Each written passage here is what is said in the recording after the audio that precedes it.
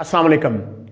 Chapter number 16 basic electronics का जो topic आज हम डिस्कस करने जा रहे हैं वो है मल्टीपल चॉइस क्वेश्चन या जिनको हम एमसीक्यूज भी बोलते हैं।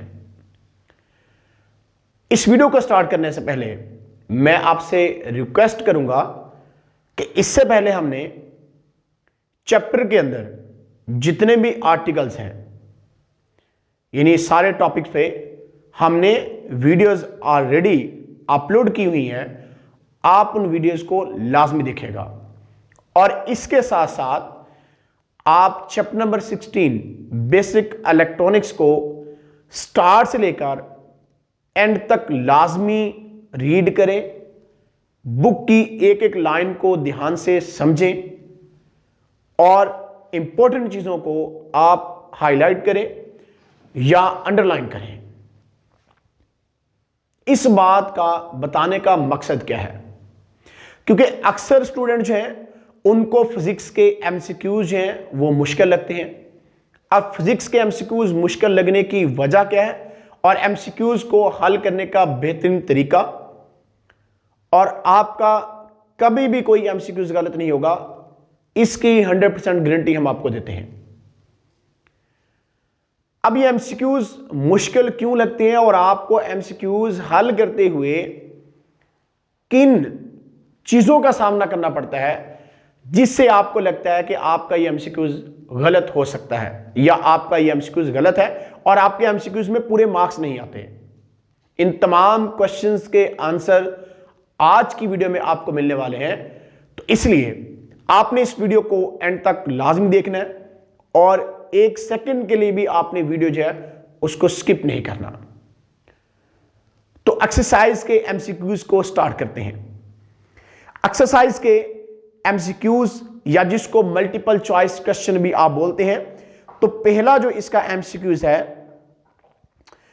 उसकी स्टेटमेंट जो है वो हम ध्यान से रीड करते हैं, क्योंकि अक्सर स्टूडेंट जो हैं वो एमसीक्यूज की स्टेटमेंट को ही ध्यान से रीड नहीं करते, जिस वजह से जब मल्टीपल चॉइस लगाते हैं वो टिक करते हैं, सर्कल करते हैं, तो वो गलत टिक कर जाते हैं, वो गलत सर्कल कर जाते हैं, क्योंकि स्टेटमेंट ध्यान से पढ़ी नहीं होती, जल्दी से रट्टा मारा होता है चीजों को और वो एकदम से टिक करके अब सोचते हैं हमने एमसीक्यूज सही कर लिया, लेकिन उनका एमसीक्यूज गलत हो जाता है। और अब देखते हैं इसकी स्टेटमेंट। कहता था process by which electron are emitted by a hot metal surface is known as. Hot metal surface से जो इलेक्ट्रॉन खारिज होते हैं उस प्रोसेस को क्या कहते हैं? ए उसने चॉइस दी हमें बॉइलिंग, बी चॉइस उसने दी है इवेपोरेशन, सी उसने चॉइस हमें दी है कंडक्शन, डी उसने चॉइस हमें दी है थर्मोनिक एमिशन। तो अब हमने देखा था थर्मोनिक एमिशन का प्रोसेस क्या होता है, जरा देखिए। ये हमारे पास एक मेटल है। अब मेटल को जब हम हीट अप करते हैं तो हीट अप करने से क्या प्रोसेस होगा देखिएगा जरा। ये एटम्स हैं और डेफिनेटली एटम्स हैं तो इनके शेल्स भी इसमें होंगे, इलेक्ट्रॉन रिवॉल्व कर रहे होंगे। तो जब इसको हम हीट अप करते हैं या हम करंट देते हैं तो हीट अप करने से क्या होगा, इन के एटम्स के इलेक्ट्रॉन के पास एनर्जी गेन कर लेते हैं, ये एनर्जी आ जाती है। इनिशियली ये बाउंड थे यहां पे, लेकिन जैसे इनके पास एनर्जी आती है तो यहां से इलेक्ट्रॉन क्या होते हैं, बाहर निकलना शुरू हो जाते हैं। इलेक्ट्रॉन क्या escape from the metal surface, metal surface से बाहर निकलने लग जाते हैं और इस प्रोसेस को हम बोलते हैं थर्मोनिक एमिशन। तो इसलिए एमसीक्यूज नंबर जो 1 है इसका सही आंसर है डी, जो कि बेस्ट चॉइस है, थर्मोनिक एमिशन। तो हम यहां पे लिख देते हैं डी थर्मोनिक एमिशन।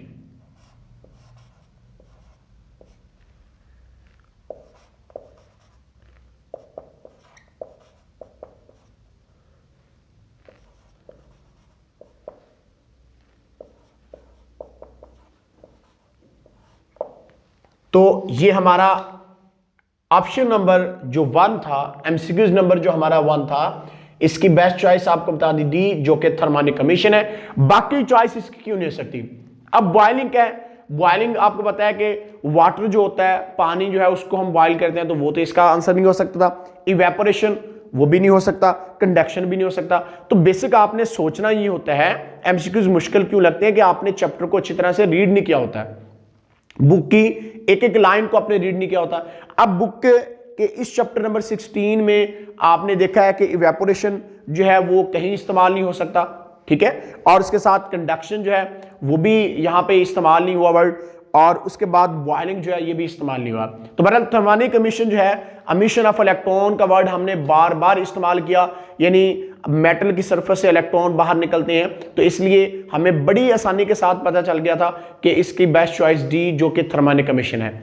तो अब हम चलते हैं जी एमसीक्यूज नंबर 2 की जानब। एमसीक्यूज नंबर 2 की स्टेटमेंट को रीड करते हैं। जैसे कि मैं अक्सर कहता हूं कि एमसीक्यूज की स्टेटमेंट को ध्यान से रीड किया करें ताकि आपको समझ आए कि हमने जो चॉइस हमें दी होती है इसमें से बेस्ट चॉइस कौन सी है। तो स्टेटमेंट को रीड करने के बाद ही आपको पता चलता है, अदरवाइज आपको समझ नहीं आती और आप एमसीक्यूज गलत कर बैठते हो। कहता था particle emitted from a hot cathode surface, और हॉट कैथोड सरफेस से पार्टिकल्स का बाहर निकलना, जो या पार्टिकल जब हॉट जो सरफेस होती है, कैथोड सरफेस जो इसको कह रहा है, तो इसमें से जो पार्टिकल इमिट होती है इनको क्या कहते हैं। ए ऑप्शन कहा है कि पॉजिटिव आयंस, बी ऑप्शन उसने कहा कि नेगेटिव आयंस, सी ऑप्शन उसने कहा प्रोटॉन्स, डी ऑप्शन उसने कहा इलेक्ट्रॉन्स। तो हमें पता है कि मेटल जो होती है, मेटल्स के अंदर अगर हम देखें करंट या हीट पास अगर होती है तो ड्यू टू फ्री इलेक्ट्रॉन्स होती है। अगर हम इलेक्ट्रोलाइट सॉल्यूशन देखें तो उसके अंदर आयंस की वजह से करंट या इलेक्ट्रिसिटी फ्लो करती है। तो इसलिए अगर इसके ए ऑप्शन पे आप गौर करें तो उसने कहा कि पॉजिटिव आयंस, इसका मतलब वो ऑप्शन इसका नहीं हो सकता। बी ऑप्शन में उसने कहा नेगेटिव आयंस, इसका मतलब ए और बी दोनों ऑप्शन नहीं हो सकते। सी ऑप्शन उसने कहा प्रोटॉन। अब प्रोटॉन पे कौन सा चार्ज होता है, प्रोटॉन पे पॉजिटिव चार्ज होता है। तो ऊपर उसने कहा था the particle emitted from a hot cathode, तो अब सी ऑप्शन प्रोटॉन है और डी ऑप्शन उसने कहा इलेक्ट्रॉन। इसका मतलब अब जो हमारा बेसिक जो हमें कंफ्यूजन हो रही है वो सी और डी ऑप्शन से हो रही है कि प्रोटॉन आंसर आएगा या डी इलेक्ट्रॉन आएगा। अब सबसे पहले तो आपने ये बात सोचनी है कि करंट या हीट जो मेटल के अंदर फ्लो होती है, या मेटल या इसके अंदर करंट या इलेक्ट्रिसिटी जो फ्लो करता है वो किस वजह से करता है, ड्यू टू फ्री इलेक्ट्रॉन्स करता है। तो यहां पे जब इलेक्ट्रॉन का वर्ड आएगा तो आपके माइंड में फौरन एक चीज घूमने लग जाएगी कि इसका बेस्ट चॉइस क्या हो सकती है, इलेक्ट्रॉन हो सकती है, और आप इलेक्ट्रॉन पे टिक करोगे, आपका एमसीक्यूज ठीक हो जाता है। तो इस तरह से अगर आपने तुक्का लगाना है, आपने एक ट्रिक इस्तेमाल करनी है, तो वो ये ट्रिक है जिसकी मैं वीडियो के स्टार्ट में बात कर रहा था कि कैसे ट्रिक लगा के 100% आप एमसीक्यूज ठीक कर सकते हो। तो ये मैंने आपको बता दिया कि जैसे ए और बी ऑप्शन उसने सी ऑप्शन दिए हमें, तो हमने देखा कि ए ऑप्शन उसने कहा था कि पॉजिटिव आयंस है, बी ऑप्शन उसने कहा नेगेटिव आयंस है, सी ऑप्शन उसने कहा प्रोटॉन, और डी ऑप्शन उसने कहा इलेक्ट्रॉन। तो हमें पता चल गया सी और डी में कंफ्यूजन है थोड़ी। तो हमने फौरन सोचा कि मेटल में तो current due to free electrons flow होता है, जैसे अभी हमने कहा था कि मेटल को हीट अप करते हैं उसमें से इलेक्ट्रॉन फ्लो करते हैं। जैसे टंगस्टन फिलामेंट के केस में हमने बताया था कि जब उसको हीट अप करते हैं तो उसमें से एमिशन ऑफ इलेक्ट्रॉन होती है, तो वो भी एक मेटल है। तो मेटल में से जब इलेक्ट्रॉन निकलते हैं तो इसी तरह से हम इसकी बेस्ट चॉइस जो है वो हमारे पास डी है, जो कि इलेक्ट्रॉन्स है। तो ये ट्रिक है जिसको आप इस्तेमाल करके अपने एमसीक्यूज को 100% गारंटी के साथ मैं कहता हूं आप ठीक कर सकते हो, और आप तुक्का भी लगाओगे अगर तो आपका बिल्कुल ठीक लगेगा। नेक्स्ट एमसीक्यूज है थर्ड, उसकी स्टेटमेंट को हम रीड करते हैं। तो इसमें कहता था logical operation performed by this gate. यहां पे उसने गेट हमें दिया हुआ है, तो मैं आपको गेट यहां पे बना के दिखा देता हूं कि कौन सा गेट उसने दिया है, तो आपको भी अंदाजा हो जाएगा कि ये कौन सा गेट है। आप देखिएगा जरा,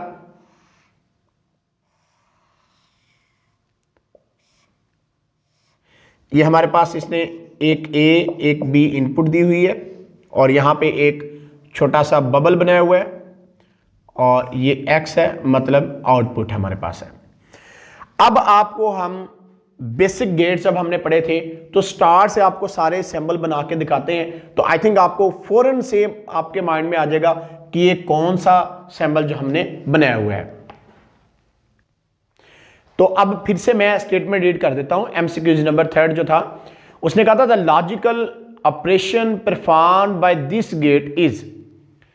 अब उसने पूछा है the logical operation perform by this gate is.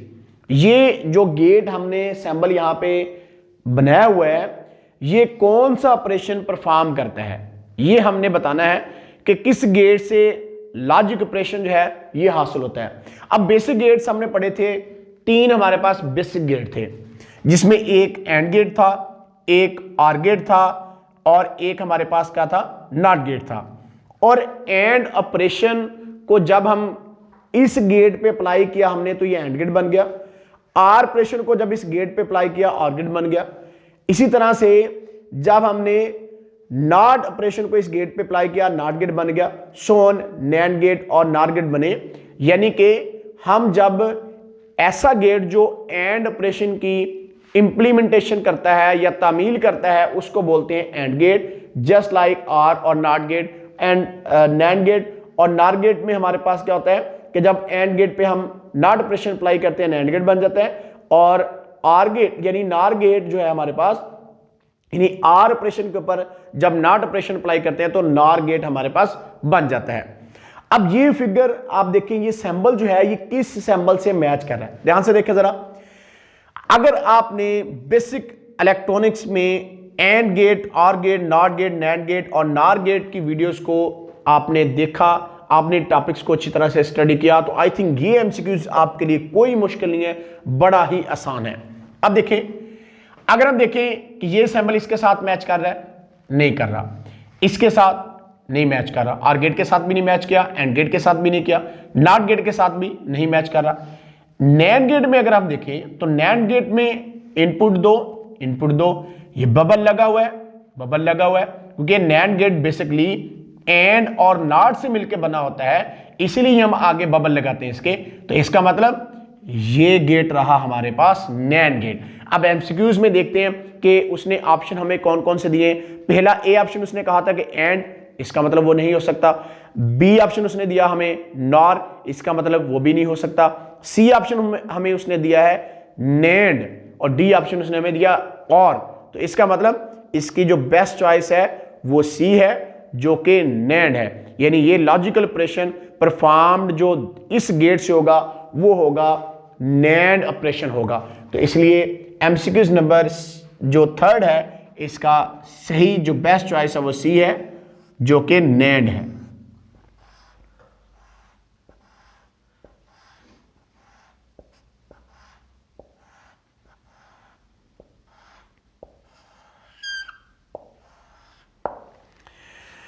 तो इस तरह से एमसीक्यूज नंबर 3 भी हमारा सॉल्व हो गया। तो अब हम चलते हैं एमसीक्यूज नंबर 4 की जानब।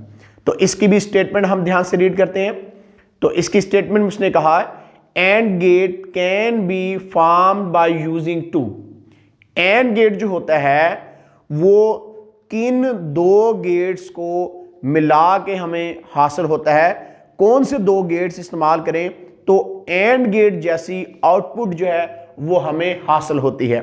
तो इसमें हमारे पास जो उसने चॉइस दी हुई है वो दिया है, एक ए ऑप्शन उसने कहा कि नॉट गेट्स, बी ऑप्शन उसने कहा कि और गेट्स, सी ऑप्शन उसने कहा कि नॉर गेट्स और डी ऑप्शन उसने हमें दिया हुआ है कि नैंड गेट्स। अब एंड गेट हमने फॉर्म करवाना है तो इससे पहले मैं आपको नैंड गेट जो है इसका ट्रूथ टेबल जो है वो बना के दिखाता हूं कि नैंड गेट का ट्रूथ टेबल कैसा होता है। तो देखिएगा, ये हमने सबसे पहले आपको यहां दिखा दें कि नैंड गेट का ट्रूथ टेबल हमारे पास है। तो इसमें हमें पता है कि नैंड गेट जो होता है बेसिकली वो कैसे उसकी फॉर्मेशन होती है। ये है जी नैंड। तो नैंड जो होता है बेसिकली एक नॉट प्लस हमें करना पड़ता है एंड। अगर हम कपलिंग कर दें नॉट और एंड की तो हमारे पास जो गेट आता है वो आता है नैंड गेट। तो अब उसने जो पहले स्टेटमेंट है उसको फिर से मैं जरा आपको रीड करवा देता हूं। के एमसीक्यूज नंबर 4 की, कौन से दो गेट इस्तेमाल करें तो एंड गेट जैसी आउटपुट हासिल हो सकती है। ए ऑप्शन उसने कहा था नॉट गेट, बी ऑप्शन उसने कहा था आर गेट, सी ऑप्शन उसने कहा था नार गेट्स, और जो डी ऑप्शन उसने हमें दिया था वो दिया था नैंड गेट्स। अब आपके माइंड में एक क्वेश्चन आ सकता है कि हमने यहां पे नैंड गेट का ही ट्रुथ टेबल क्यों बनाया, हम यहां पे नॉट या नार या आर गेट का क्यों नहीं बना सके। तो इसलिए क्योंकि उसने पूछा यह था कि एंड गेट जैसी आउटपुट हासिल होती है, तो मुझे पता था कि नैंड गेट ही ऐसा गेट है जिसमें हमारे पास एंड गेट मौजूद है, यानी नॉट इस पे अप्लाई करते हैं एंड पे तो ही नैंड बनता है। इसका मतलब है कि नैंड गेट नॉट और एंड से मिलके बना, तो इसलिए मुझे थोड़ा आइडिया हो गया था कि नैंड गेट का हम जो है इसमें हमारा जरूर आंसर होगा, और इसलिए मैंने इसका ट्रुथ टेबल यहां पे ड्रॉ कर दिया। तो एंड में हमारे पास 0 0 0 होता था, लेकिन जब हमने एक नॉट इस पे लगाया हुआ गेट साथ में, तो नॉट के लिए जो एंड गेट की आउटपुट होती है वो नॉट के लिए इनपुट बनती है, तो इसलिए 0 0 रिजल्ट हमारे पास होता है 0, तो ये उसको 1 कर देता है। 0 1 भी 0 होता है 1 कर देता है, 1 0 भी 0 होता है उसको 1 कर देता है नॉट गेट, और 1 1 जो होता है 1 होता है, लेकिन क्योंकि नॉट गेट लगा हुआ आगे तो उसके लिए इनपुट होगी, तो 1 को वो क्या कर देगा 0 कर देगा। तो नैंड गेट का ट्रुथ टेबल हमारे पास आ गया जी 1 1 1 और 0। और नैंड गेट में हमारे पास x is equal to A and B not, इसको ऐसे रीड करते हैं। अब हमने क्या किया, x is equal to A and B not किया, तो फिर से हमने क्या किया, हमने डबल बार लिया। जब डबल बार लिया तो हमारे पास एंड गेट ही वापस आ जाता है, यानी एक बार आपने बार लिया तो उसकी आउटपुट जो है वो चेंज होती है, लेकिन आप फिर से अगर उसके ऊपर आप बार ले लो, आप फिर से नॉट ऑपरेशन अप्लाई कर देते हो, तो फिर वही वैल्यूज दोबारा वापस आने लग जाती हैं। तो यही तरीकाकार मैंने यहां पर अप्लाई किया कि हमारे पास नैंड गेट में 1 1 1 0 वैल्यू थी, मैंने फिर से इसका जब एक नॉट ऑपरेशन इस पे अप्लाई किया तो इससे हमारे पास क्या हासिल हो गया जी 0 0 0 1, जो कि हमारे पास क्या बनता है, जो कि हमारे पास बन जाता है जी एंड गेट बन जाता है। एंड गेट का ट्रुथ टेबल जो है वो कुछ इसी टाइप का था कि 0 मल्टीप्लाई 0 करते हैं तो 0 आता है, 0 मल्टीप्लाई 1 करते हैं 0 रिजल्ट आता है, 1 मल्टीप्लाई 0 करते हैं 0 रिजल्ट आता है, 1 मल्टीप्लाई 1 करते हैं तो हमारे पास रिजल्ट 1 आता है। यानी कि एंड गेट में हमने ये चीज भी देखी थी कि जब दोनों इनपुट्स हमारे पास 1 होती हैं तो इसी सूरत में आउटपुट पे 1 आती है। अदरवाइज अगर एक इनपुट भी हमारे पास 0 है या दोनों इनपुट 0 होती है तो रिजल्ट हमारे पास क्या आता है 0 आता है। तो इसलिए एमसीक्यूज नंबर 4 की जो बेस्ट चॉइस है वो है डी, जो कि नैंड गेट्स है। तो इसलिए हम लिख देते हैं यहां पे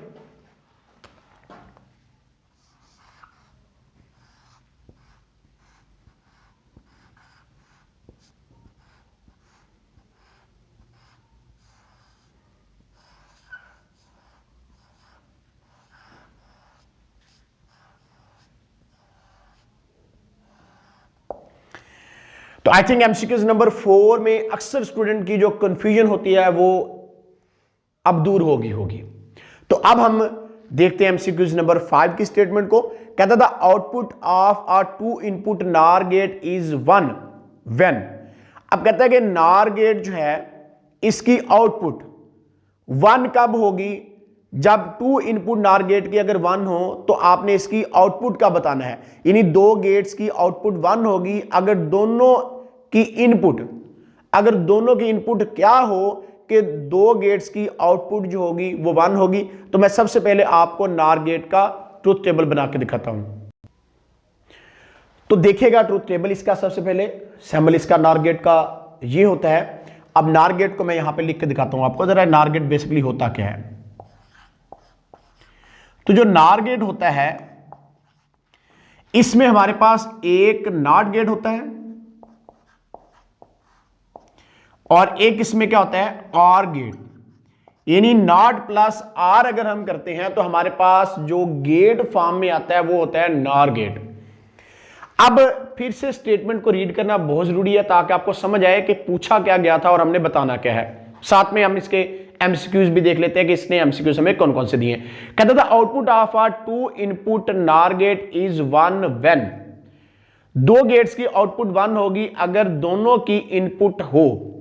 ए ऑप्शन उसने कहा A is 1 and B is 0, B option में कहा A is 0 and B is 1, C option उसने कहा both A and B are 0, D option में उसने कहा कि both A and B are 1। बड़ा ही सिंपल सा एमसीक्यूज है ये। अब देख ले उसने पूछा था कि आउटपुट 1 कब होगी। अब इसमें देखें आउटपुट 1 कब आ रही है, तो पहले ही लाइन में आप देखें आउटपुट 1 इस केस में आ रही है। तो इस सूरत में इनपुट की वैल्यू हमारे पास क्या है, इनपुट्स की वैल्यू हमारे पास 0 0 है। तो इसका मतलब इसकी जो बेस्ट चॉइस है एमसीक्यूज नंबर 5 की वो सी है, both A and B are 0। तो हम लिख देते हैं यहां पे इसकी बेस्ट चॉइस को, सी ऑप्शन इसका सही है 5th का।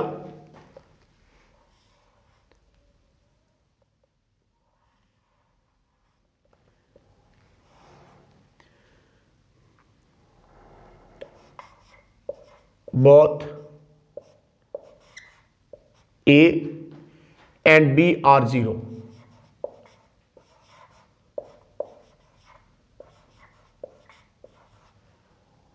आर 0।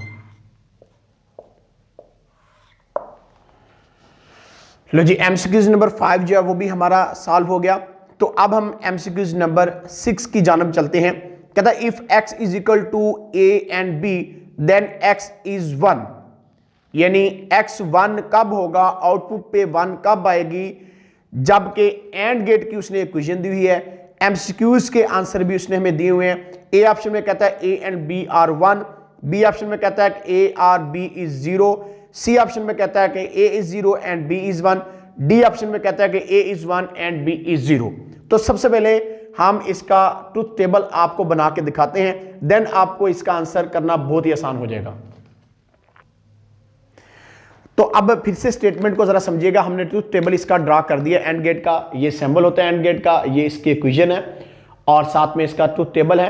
तो इसमें हमारे पास 0 मल्टीप्लाई 0 0 आता है, और 0 मल्टीप्लाई 1 0 होता है, 1 मल्टीप्लाई 0 0, 1 मल्टीप्लाई 1 1 आता है। यानी एंड गेट में हमारे पास आउटपुट 1 कब आती है, जब दोनों इनपुट्स हमारे पास क्या होती हैं, दोनों इनपुट्स जो है वो 1 1 होगी। यानी जब दोनों स्विच क्लोज होते हैं तो आउटपुट पे हमारे पास क्या आता है, 1 आता है। अब उसने यही पूछा था कि if x is equal to a and b then x is 1, यानी आउटपुट हमारे पास x वाली वो 1 कब होती है। ए ऑप्शन उसने कहा a and b are 1, a और b हमारे 1 हो, बी ऑप्शन में कहा a और b इज 0, सी ऑप्शन में कहा a 0 b 1, और डी ऑप्शन में कहा था कि a is 1 and b is 0। तो इसका जो बेस्ट चॉइस है आप देख लें जरा ध्यान से कि जब a और b 1 होता है तो इस सूरत में आउटपुट 1 आती है, इसलिए इसकी बेस्ट चॉइस a है, यानी a एंड b आर 1। हम लिख देते हैं यहां पे इसकी बेस्ट चॉइस जो है वो a है, a एंड b आर 1।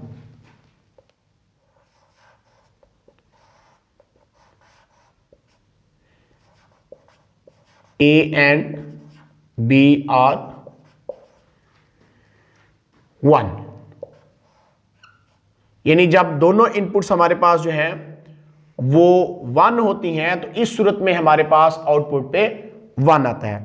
तो अब हम एमसीक्यूज नंबर 7 की जानब चलते हैं। तो सबसे पहले इसकी स्टेटमेंट जो है उसको रीड करते हैं। तो कहता था output of a nand gate is 0, the output of a nand gate is 0 when, A option उसने कहा both of its input are 0, B option ने कहा both of its input are 1, C option में कहा any of its input is 0, D option में कहा कि any of its input is 1। तो नैंड गेट का हम सबसे पहले ट्रुथ टेबल ड्रा करते हैं ताकि आपको समझ आए कि एमसीक्यूज को हमने सॉल्व कैसे आसानी के साथ करना है। तो अब देखिएगा एक नैंड गेट की फॉर्मेशन कैसे होती है। नैंड गेट जो होता है वो बेसिकली एक इसमें हमारे पास नॉट प्लस हमारे पास होता है जी एंड, यानी अगर हम नॉट और एंड की कपलिंग कर देते हैं तो हमारे पास जो गेट की फॉर्मेशन बनती है वो बनती है नैंड गेट की। अब ट्रुथ टेबल भी इसका हमने दिखा दिया।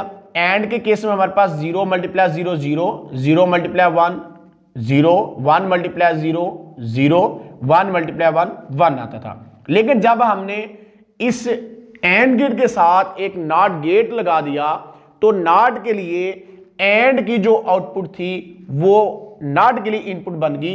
तो जब इनपुट बनी तो नॉट पे हमें पता है कि नॉट वैल्यू को इन्वर्ट कर देता है। अगर 0 वैल्यू दे 1 कर देता है, 0 दिया 1 कर दिया, 0 दिया 1 कर दिया, 1 दिया तो उसको क्या कर दिया 0 कर दिया। अब बेसिक हमारे पास यानी कि 0 0 नैंड गेट के केस में 1 आता है, 0 1 1 आता है, 1 0 1 आता है, 1 1 इनपुट पे होता है तो हमारे पास 0 आता है नैंड गेट के केस में। अब स्टेटमेंट में आपको बताते हैं कि उसने क्या पूछा, फिर से एक बार रीड कर देते हैं। The output of nand gate is 0। Nand gate की आउटपुट 0 कब होती है?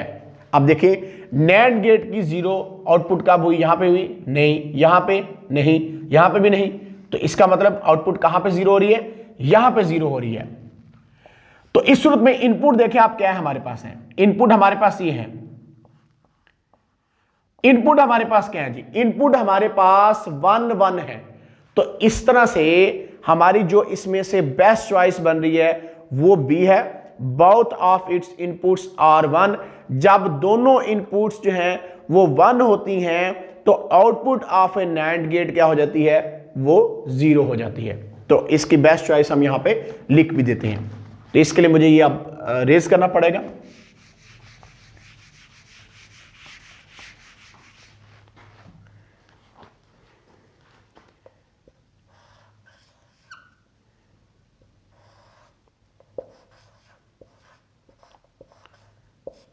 both of its inputs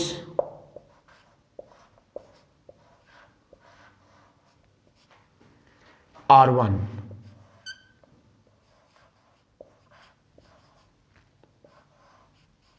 यानी इसकी दोनों इनपुट्स जब 1 हो जाएंगी तो हमारे पास आउटपुट पे क्या आएगा? रिजल्ट 0 आएगा। तो इस तरह से एमसीक्यूज नंबर जो 7 था वो हमारा कंप्लीट हुआ। इसके साथ ही हमारे एक्सरसाइज के मल्टीपल चॉइस क्वेश्चन यानी MCQs chapter number 16 basic electronics के वो कंप्लीट हुए। अब वो क्वेश्चन जो वीडियो के स्टार्ट में मैंने आपको कहा था कि एमसीक्यूज को हल करने का बेहतरीन तरीका क्या है कि आपने एमसीक्यूज की स्टेटमेंट को ध्यान से रीड करना होता है। स्टेटमेंट को रीड करने के बाद आपने उसके अंदर जो बेस्ट चॉइस हमारे पास चॉइस दी होती हैं तो उसमें से बेस्ट चॉइस को आपने चूज करना था। वो किस तरह से आप कर सकते हो? आपको एमसीक्यूज से रिलेटेड टॉपिक जो भी होता है उसको अच्छी तरह से रीड करना होता है तो आपको खुद ब खुद आंसर जो है वो चूज करने में आसानी हो जाती है। उसके बाद एमसीक्यूज में कौन सी आप ऐसी गलती करते हो जिससे आपका पूरे का पूरा एमसीक्यूज गलत हो सकता है? वो गलती ये है कि जब भी आपने 2 चॉइस को एक साथ टिक कर दिया है, 2 चॉइस को अगर आप एक साथ टिक कर दोगे, सर्कल कर दोगे, आप 2 चॉइस एक जगह पे लिख दोगे तो आपका एमसीक्यूज जो है वो रॉन्ग हो जाएगा। एमसीक्यूज को 100% गारंटी के साथ आप किस तरह से हल कर सकते हो कि आपने चैप्टर के जो एक एक लाइन टॉपिक में उसको अच्छी तरह से रीड करना है। तो मैं आपको गारंटी के साथ कह सकता हूं कि आपका एमसीक्यूज गलत नहीं होगा। और एमसीक्यूज को एक ट्रिक के साथ हल करने का तरीकाकार जो कि मैंने आपको बता दिया था एमसीक्यूज नंबर 2 के अंदर, आप इसी वीडियो को पीछे जाएं लेके एमसीक्यूज नंबर 2 पे आप जाएं तो आप वहां पे मैंने ट्रिक बताया है कि आप एमसीक्यूज को किस तरह से ट्रिक के साथ हल कर सकते हैं जिससे आपका एमसीक्यूज कभी भी गलत नहीं होगा। तो ये वो क्वेश्चन थे जो अक्सर स्टूडेंट्स के होते हैं और स्टूडेंट्स को ये क्वेश्चंस जो हैं वो काफ़ी ज़्यादा प्रॉब्लम भी करते हैं। तो आई थिंक आज के बाद आपको एमसीक्यूज बहुत ही आसान लगने वाले हैं। और इसके अलावा आप अगर इस चैप्टर की जो टॉपिक्स की वीडियो हैं वो देखना चाहें तो मैं डिस्क्रिप्शन में उनका लिंक दूंगा, तो आप उन वीडियोज़ को भी देखिएगा। तो आज के लिए इतने, फिर मिलेंगे इंशाल्लाह, तब तक अल्लाह हाफिज़।